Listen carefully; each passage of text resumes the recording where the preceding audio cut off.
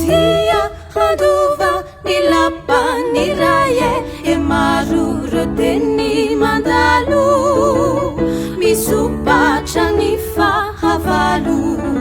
fa ny voatiko mandraky izaye andova ny lapa ny raye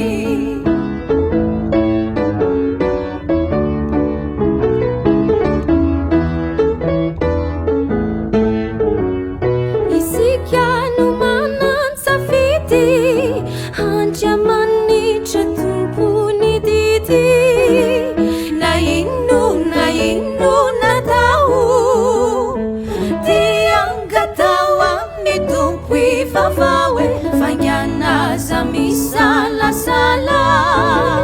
miandry ny tompo malala maro bereo efa nandraye